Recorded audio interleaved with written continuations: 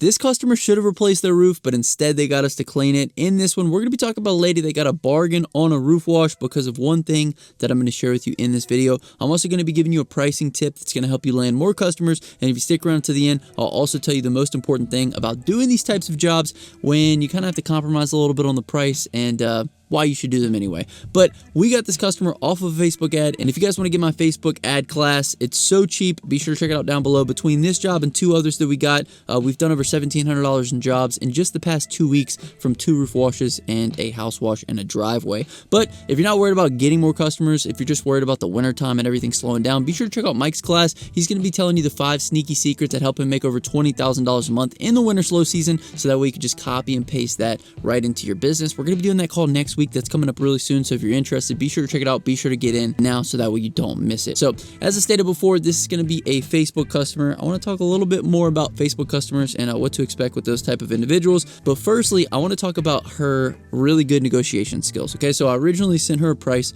She then asked for a lower price, to which we did not respond for a few days. Kind of hit a little bit of a stalemate. Typically, I'm a little bit more responsive when people come back with, hey, can you do it for this price? However, this lady, I felt like she was trying to get an even better deal than what I was already giving her, and it was one of those things where I just didn't feel like reaching back out and telling her yes or no at the time. So we actually had an opening on the schedule though, and then we decided that we'd go ahead and trade a lower service price in order to keep the schedule busy and in order to actually make some money. So my first tip of the video is make money and stay busy first, and then maximize profit second. We're not always going to get the amount of money that we want on every single job. Some jobs we are going to have to compromise a little bit. I will say that this lady did drive a pretty hard bargain, and that's why she got a lower price.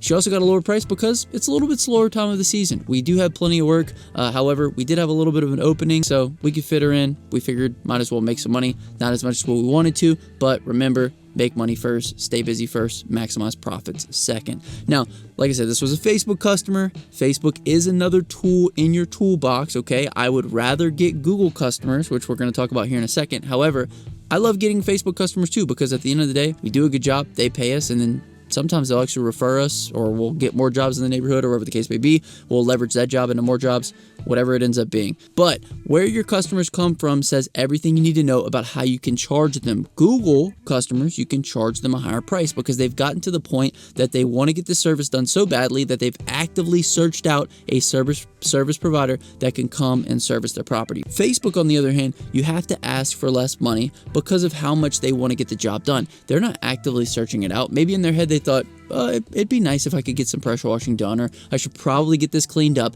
But until they're at the point where they're actively calling, actively seeking someone out, they're always going to be a little less intent. Okay, so that's why Facebook is a little bit less valuable of a customer, but obviously we want to have both. We want to have Google customers, we want to have Facebook customers, we want to have customers from flyers, door hangers, yard signs, all the above. Okay, so Facebook, you just have to ask a little bit less because you have to realize that these people don't want to get the job done as much. Now, this roof needed to be replaced. The shingles were falling off, and we could barely walk on it. Like, we didn't even feel comfortable walking on it, so we did most of it from the ground just because we didn't want to fall through the roof. Now, this is an older home being either flipped or turned into a rental property. I'm not personally sure, but you could tell that this is definitely a budget project. Obviously, they had a budget with regards to the roof wash, and they also had some workers in there kind of remodeling the inside. And you could just tell from the quality of work and the quality of labor that it's most likely a budget remodel. Doesn't really matter to us though. They wanted it clean, so we're gonna go ahead and get it clean for them, and then we're gonna get paid on it. Now, when I originally sent over the quote, I also quoted everything for this customer that I could. So I quoted the house wash, the roof wash, and the driveway cleaning. She only went for the roof wash, obviously, on the house. I have a feeling that once they get a little bit closer with regards to the renovations and getting it closer to either rent or resell, they're gonna be ready to go on, the driveway and the house, which is good because we've already done a really good job for them. So, she knows that we're gonna do good work with regards to the house and the driveway as well. So I have a feeling that more work is going to come out of this job because we also quoted this person's personal home. I quoted the house, roof, and driveway for that as well. So whenever she's ready to pull the trigger, I'm sure she will. But until she's ready, all we can do is provide the price, pretty much, because she didn't pull the trigger on her own personal house, and she hasn't told us anything else with regards to the rental property. Now, I do know that she's happy because she did leave us an awesome review, and that's the biggest thing, right? Because every single review that we stack is another bonus point on our side for getting more and more customers. So we got the job, we did the job, we made some money, not as much as we wanted to, still made some money, but then we also got a great review. And if you guys need help getting more reviews, be sure to check out the review multiplier within QuoteIQ. It's absolutely free. Every invoice you send, you connect the review multiplier, it auto pushes that person to your review link after they've paid their invoice. And so that way you don't have to ask for it, you don't have to follow up. They've already been pushed to it. All they got to do is leave the review, and it feels like another step in the payment process. So if you guys made it this far in the video, comment down below whatever you say, boss, because that's pretty much the feeling of this video. She got a great deal. She probably should have replaced the roof, but she wanted to get it clean.